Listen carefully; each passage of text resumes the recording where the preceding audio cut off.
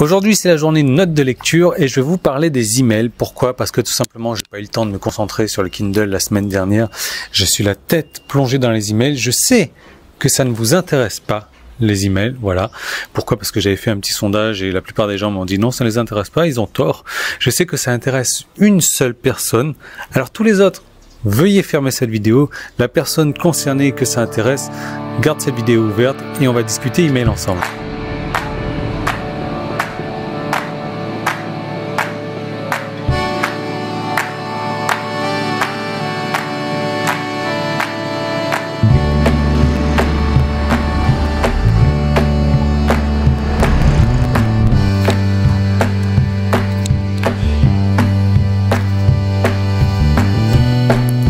Oui, c'est quand même malheureux ça qu'il y a une seule personne qui m'a dit que les emails les intéressent. Et pourtant les emails, c'est la seule et l'unique manière de vendre plus.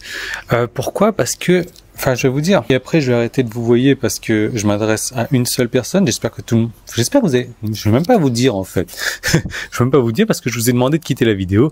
Et je ne garde qu'une seule personne cette vidéo. Ma vidéo va faire une vue, peut-être deux ça sera moi qui vais la regarder.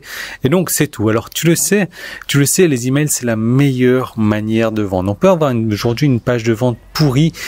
Si on envoie constamment des emails pour vendre ce produit-là, et cette page de vente, malgré tout, elle va vendre parce que la vente va se passer par email directement. Pourquoi? Parce que dans les emails, on va pouvoir attaquer plusieurs angles différents, on va pouvoir attaquer plusieurs domaines différents également.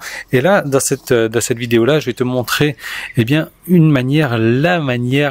enfin, je ne vais pas dire la meilleure manière de vendre, mais une des manières les plus importantes, qui marche le mieux pour la vente par email. Alors, tu sais, moi, je l'ai souvent fait ça. De temps en temps, dans les emails que j'écris, je mets même plus le lien pour envoyer sur la page de vente. Je mets directement un lien pour envoyer sur PayPal, automatiquement, pour vendre le même produit, sans passer par la page de vente. C'est pour te dire à quel point les emails vendent. Je le sais que tu le sais. C'est pour ça que, voilà, aujourd'hui, j'insiste encore sur les emails. De toute manière, je suis en train d'écrire une centaine d'emails, là, pour le clan Succès Internet, histoire qu'on vende comme des, je sais pas trop quoi, d'ailleurs. Mais ça, c'est pas ton problème, puisque tu n'es pas inscrit au clan Succès Internet, ce qui est dommage, parce que ça te rapporterait pas mal d'argent en plus. Alors, on va utiliser ce que j'ai trouvé donc dans le bouquin c'est même pas moi qui ai trouvé, mais je le reprends ici, Eugene Schwartz, qui a écrit le bouquin donc Breakthrough Advertising, ce qui est un best-of, ce qui est un must-read en fait, qu'on doit vraiment savoir, et qui vous parle on va parler des peurs, on va parler des insécurités, mais qui nous dit un truc intéressant. Plutôt que d'essayer de vendre à ta liste, c'est pour une personne cette vidéo, des plus gros pièges à souris, on va parler à ta liste. On va leur dire qu'il existe des plus grosses souris.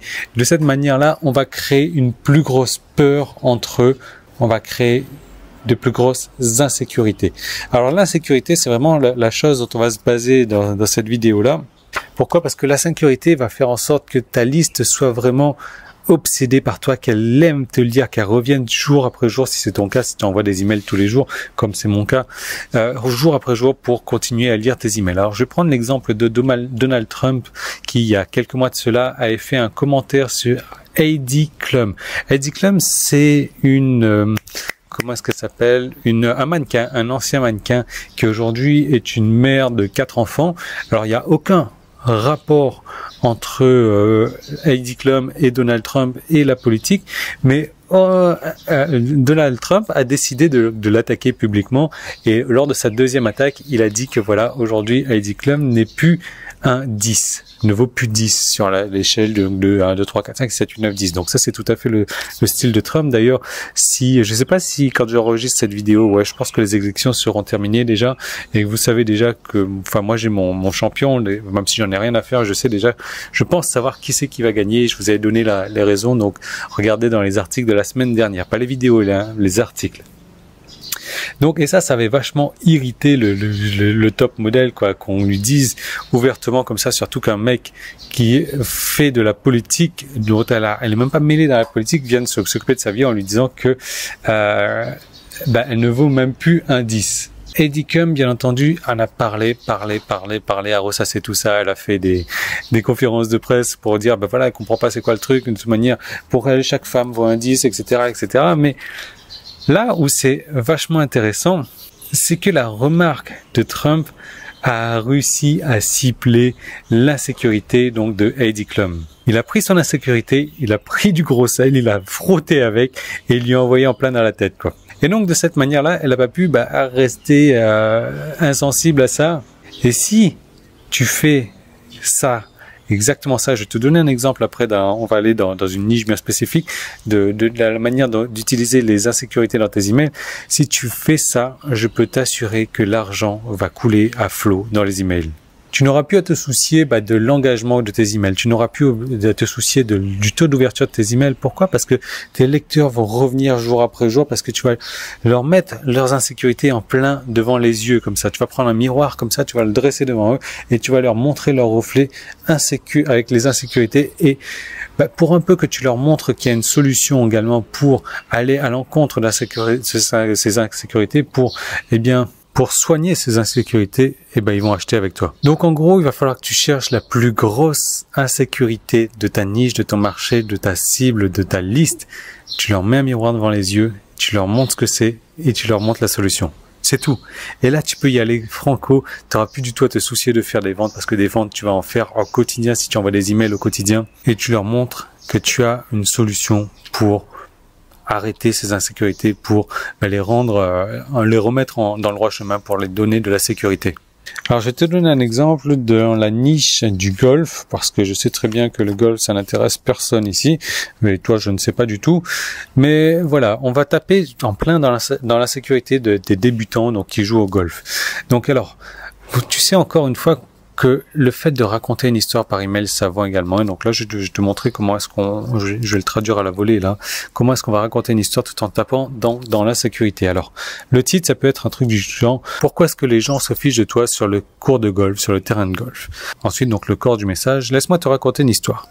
Quand j'ai commencé à jouer au golf, les autres golfeurs me pointaient systématiquement du doigt et se fichaient de ma tête. Peu importe la raison, c'était soit parce que j'étais mal habillé, soit parce que mon swing était vraiment bizarre, que à chaque fois que je faisais un swing, je faisais des gros trous comme ça dans le gazon, je sais même pas comment ça s'appelle, et que la balle elle allait juste à 10 mètres devant au lieu d'aller à quelques dizaines voire centaines de mètres. Ou le fait que je ne savais pas trouver le prochain trou, le trou suivant. Je me rappelle très bien d'une fois où il y a eu une vieille femme qui m'a crié dessus parce que j'étais parti sur son 3e trou, alors que moi j'étais supposé aller vers le 18e trou, qui était juste à côté, mais sur la parallèle, quoi. Quoi qu'il en soit, on s'est beaucoup foutu de ma gueule. Et c'était vraiment humiliant. Et ça arrive à beaucoup de nouveaux golfeurs qui vont sur des nouveaux cours comme ça, et ou qui jouent tout simplement seuls. Et en règle générale, plus le cours de golf est bon, plus il est huppé, plus les gens se fichent de toi et te jugent. Surtout les gens qui attendent derrière et qui te crient dessus parce que ils en ont marre d'attendre, quoi. Et oui, donc toutes ces choses-là m'inquiétaient. J'ai presque voulu arrêter de jouer au golf. Mais quoi qu'il en soit, quel est l'intérêt de tout ça? Si tu es un nouveau golfeur, tu n'as pas à souffrir de ça. Tu n'as pas à avoir cette étiquette de mauvais golfeur, de nouveau golfeur et des gens qui rient de toi. Pourquoi? Parce qu'il y a un club de golf en ligne qui va te donner tous les conseils pour les débutants pour améliorer ton swing, améliorer ton style vestimentaire, pour arrêter de faire des trous dans le sol, pour trouver ton trou facilement sur n'importe quel terrain de golf, cours de golf, je sais pas. Tu vas sur ce club en ligne là et tu poses n'importe quelle question, il y aura forcément une personne d'entre nous qui va te répondre. Et patati et patata et patati et patata. Donc là, tu vois, on a tapé en plein dans l'insécurité d'un nouveau golfeur parce que voilà, on sait quand on est nouveau golfeur, on prend notre temps, on fait pas les choses bien, il y a toujours les gens qui nous regardent, qui nous crient dessus, etc. On lui a mis devant la figure et là on lui a dit voilà, maintenant si tu veux résoudre tous ces problèmes, là on a un club de membres en ligne. Voilà, donc je vais arrêter là sur ces emails parce que ça commence à prendre un petit peu de temps ici.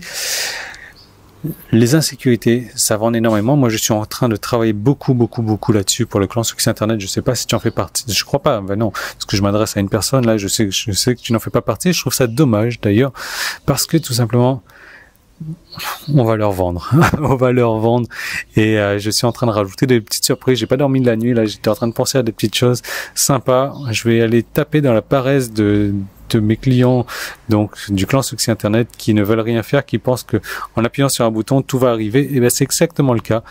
Ils vont pouvoir appuyer sur un bouton et tout va arriver. C'est-à-dire qu'ils vont pouvoir emmener du trafic automatiquement juste en appuyant sur un bouton comme ça, s'asseoir dans leur canapé et attendre que les emails que je suis en train de taper là vendent comme des malades. Donc voilà, moi je te retrouve demain dans une prochaine vidéo. Les autres, je sais qu'ils ont quitté depuis longtemps. Peut-être je te retrouve dans le clan Succès Internet également. Tu vas voir, il y a un petit truc qui va s'afficher ici ou bien dans la description de la vidéo YouTube. En tout cas, si tu décides de venir, c'est une bonne chose. Peut-être que le tarif aura déjà augmenté, je ne sais pas encore. En tout cas, on va leur vendre. Et ça, les insécurités, je suis en train de taper dedans comme un malade. Je te retrouve demain dans une prochaine vidéo. Salut!